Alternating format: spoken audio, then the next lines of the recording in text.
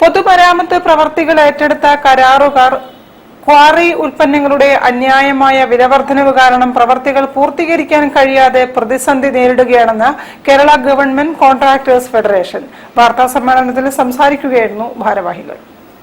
ഏകദേശം 40% വിലവർദ്ധനവ് വന്നിട്ടുള്ള മെറ്റീരിയൽസ് ഉപയോഗിച്ചുകൊണ്ടാണ് പൊതുജനങ്ങൾ വരെ ഇനി ഈ പ്രവൃത്തികൾ അവരുടേതായ ഒരു സാധാരണ ഒരു കുടുംബം പോറ്റുന്ന ഒരാൾ വീടുണ്ടാക്കിയാൽ വരെ അവർക്ക് വരെ താങ്ങാൻ പറ്റാത്ത അവസ്ഥയിലേക്കാണ് ക്രഷർ ഉൽപ്പന്നങ്ങളുടെ വിലവർദ്ധനവ് കൊണ്ടുപോകുന്നത്. ഞങ്ങൾ ക്രഷർ ഓണേഴ്സുമായി സംസാരിക്കാൻ അവസരം കിട്ടിയപ്പോൾ അവരുടെ ഭാഗത്തു നിന്നും പറയുന്നത് ഒരു രൂപ പോലും ഞങ്ങൾ ഈ ഇപ്പോൾ കൂട്ടിയ പൈസ കുറയ്ക്കാൻ ഉദ്ദേശിക്കുന്നില്ല. ക്വാറി ഉൽപ്പന്നങ്ങൾക്ക് 2025 നവംബറിൽ ഉണ്ടായിരുന്ന വിലയേക്കാൾ 30% അധിക വിലയാണ് ഇപ്പോൾ നൽകേണ്ടി വരുന്നതെന്നും ഇത് പരിഹരിക്കുന്നതിന് നിലവിൽ അടച്ചിട്ടിരിക്കുന്ന ക്വാറികൾ തുറന്നു പ്രവർത്തിക്കാനുള്ള സാഹചര്യം ഒരുക്കണമെന്നും കേരള ഗവൺമെന്റ് കോൺട്രാക്ടേഴ്സ് ഫെഡറേഷൻ ആവശ്യപ്പെട്ടു.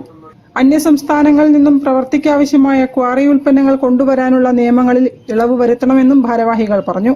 കർണാടകയിൽ നിന്ന് വലിയ തോതിൽ വാഹനങ്ങൾ അവിടെ വരുന്നുണ്ട്. പക്ഷെ ഇങ്ങോട്ടൊക്കെ വരുന്ന സമയത്ത് മോട്ടോർ വാഹന വകുപ്പുകളുടെയും മറ്റൊക്കെ അവരുടെ നിയമത്തിന്റെ മുന്നിൽ നിന്നുകൊണ്ട് കോഴിക്കോട്ടേക്കൊന്നും അങ്ങനെയുള്ള വാഹനങ്ങൾ അന്യ സംസ്ഥാനങ്ങളിൽ നിന്ന് മെറ്റീരിയൽസുമായി വരുന്നുമില്ല.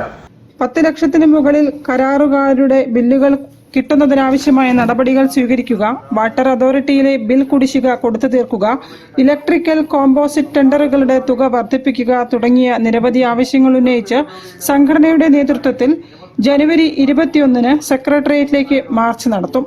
മാർച്ചിന്റെ ഉദ്ഘാടനം സംഘടനാ സംസ്ഥാന പ്രസിഡന്റ് വി ജോയ് MLA നിർവഹിക്കുമെന്നും ഭാരവാഹികൾ പറഞ്ഞു. വാർത്താ സമ്മേളനത്തിൽ അരവിന്ദാക്ഷൻ P, സുരേന്ദ്രൻ P തുടങ്ങിയവർ സംബന്ധിച്ചു. News bureau, Kozhikode. ഒരു ഇടവേള. ക്യാൻസറിനെതിരെ പൊരുതാനായി കാലിക്കറ്റ് സിറ്റി സർവീസ് സഹകരണ ബാങ്കും MVR ക്യാൻസർ സെന്ററും സംയുക്തമായി അവതരിപ്പിക്കുന്ന ക്യാൻസർ ചികിത്സാ സഹായ പദ്ധതിയാണ് മാസ് കെയർ.